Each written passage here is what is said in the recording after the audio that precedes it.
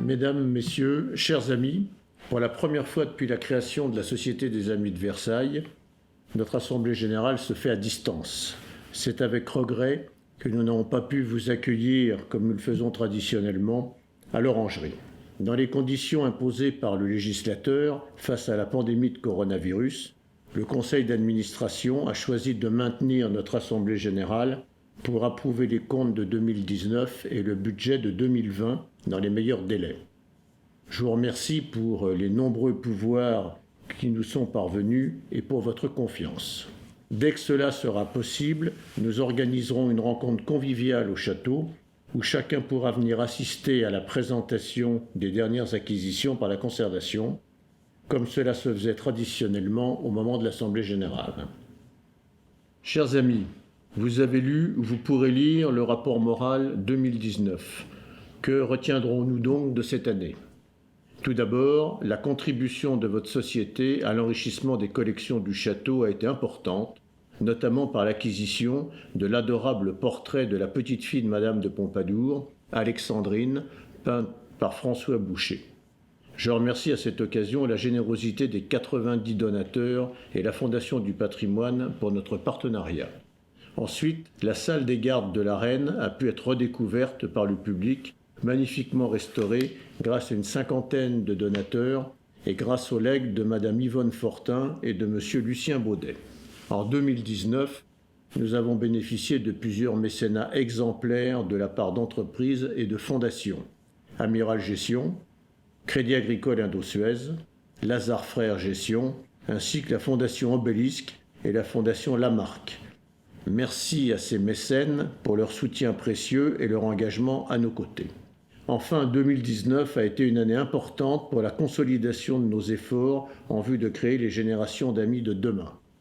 Après la création des Jeunes Amis il y a 4 ans, le groupe des Jeunes Ambassadeurs pour les membres de 18 à 30 ans a désormais 1 an d'existence et se développe activement. L'année dernière, 3 legs ont été clôturés. Je ne peux que vous rappeler l'importance de ce dispositif pour notre action en faveur du château. Je veux rendre hommage ici à Mademoiselle Simone Baraille, à Madame Monique Géneret et à Monsieur Jean-Claude Hubert. Je remercie Maître Bertrand Chardon, membre du conseil d'administration, pour son implication importante dans le traitement de ces dossiers. Je tiens à remercier chaleureusement chacun des membres du bureau pour sa participation active, chaque administrateur pour son engagement bénévole, ainsi que les bénévoles, plus d'une vingtaine d'entre vous, qui apportent un appui considérable à l'association. Il ne vous étonnera pas que je veuille aussi remercier cordialement Bénédicte Viard et son équipe pour le travail accompli. Gwendoline Coudy, Stéphanie Leder, Kathleen Marme, ainsi que Chloé Isabet, Béatrice Legac, et tous les stagiaires que nous venons d'accueillir depuis la dernière assemblée, Diane, Paloma, Aline et Antoine. Enfin, je souhaite que nous ayons une pensée pour les amis qui nous ont quittés en 2019 et ces derniers mois. L'année 2020 restera sinistrée par la pandémie, mais notre association s'est efforcée de rester active. Nous avons maintenu autant que possible les liens avec vous grâce à la lettre aux amis, aux réseaux sociaux et en créant pour vous le magazine numérique Les Chroniques des Amis de Versailles. Avec la réouverture du château il y a quelques jours, nous sommes à présent plus optimistes sur la reprise d'activités culturelles à l'automne et la possibilité de visite pour les donateurs.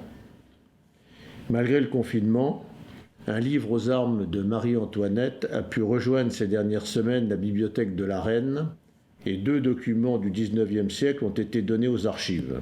Je remercie les donateurs qui ont permis ces actions.